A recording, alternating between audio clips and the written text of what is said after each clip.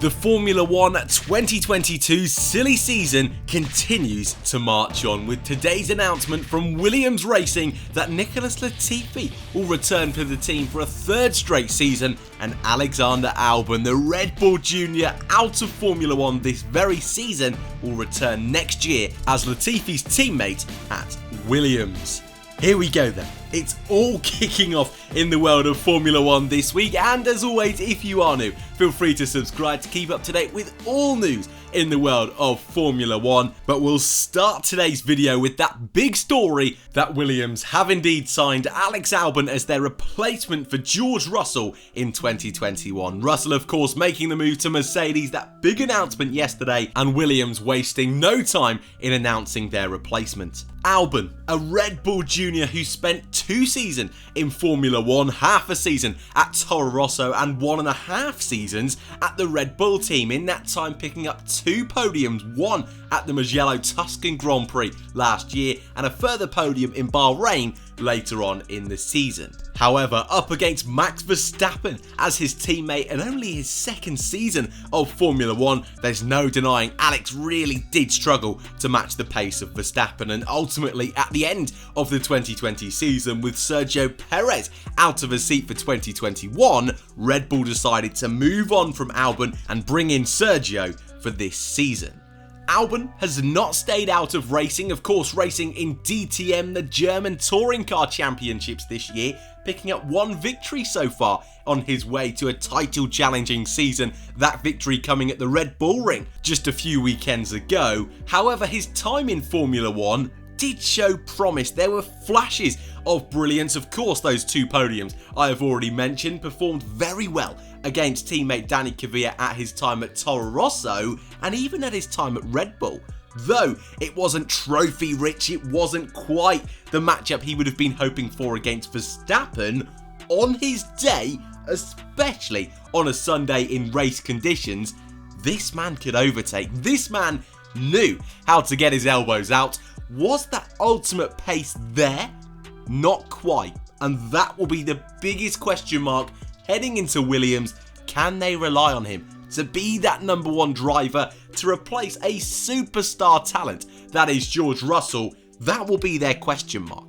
And with a season without any kind of single-seater racing experience, how will he be able to bounce back from that year out of Formula 1? Will it invigorate him? Will he be the kind of driver that excels under the pressure, knowing this could be his final chance to prove himself, or will he crumble like we've seen so many drivers do before? It's a storyline I can't wait to see next year, and if Alex is able to find that form we saw at Toro Rosso fighting in that midfield, I think he could do very well.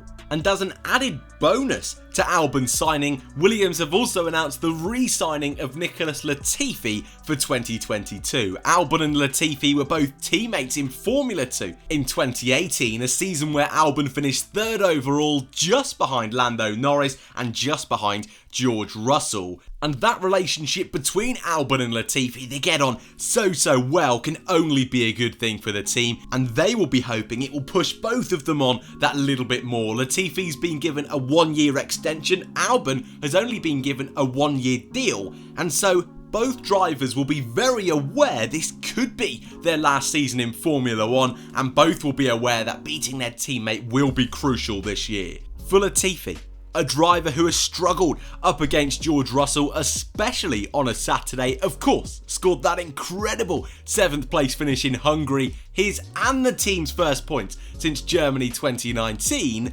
However, still for the vast majority of races, the overwhelming majority of races, it's Russell that has come out on top. That being said, Latifi has been a very solid driver for that team in a very uncompetitive car, and by signing this 1-year extension, Latifi is no longer a paid driver within the team. He's no longer required to bring funding. Yes, it's a bonus to a team like Williams, but with Dorilton Capital coming in as new owners at the halfway stage of last season, signing Latifi is very much on the merit of his driving rather than the funding he brings. Hence, it's a 1-year deal, and it's also a great marker for Alex Albon.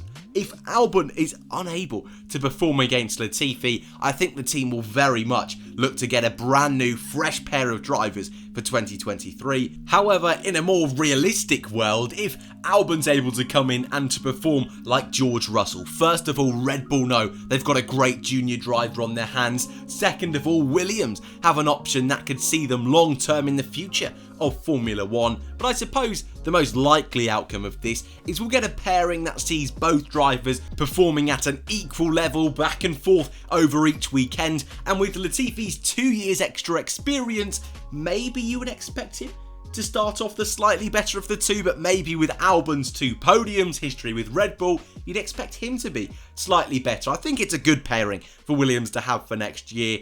However, if I'm going to be objective, if I'm going to be critical of today's announcement, I think they could have done better. I don't think Williams have ended up with the best end of this deal, and with a brand new set of regulations for next season, with a brand new investment structure that should see Williams over the next 3 or 4 years jump 4 or 5, maybe even more positions if the regulations go their way next season, I think there's a little bit of lack of ambition here. Not that Latifi or Albon are bad drivers. Again, I think they will do a solid job next year, and I do think they'll be able to push each other, especially the Albon side of the garage, to refine that form we saw in his early Red Bull days, but more so his Toro Rosso days.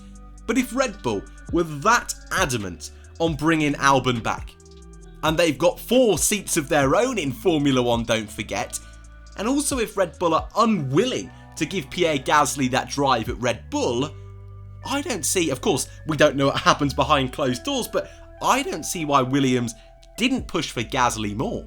Yes, Gasly may have considered that Williams at the moment aren't in the best place.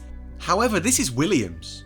This is a team with an incredible Formula 1 history, world drivers, constructors championships, victories, countless pole positions, 100 million podiums, it seems.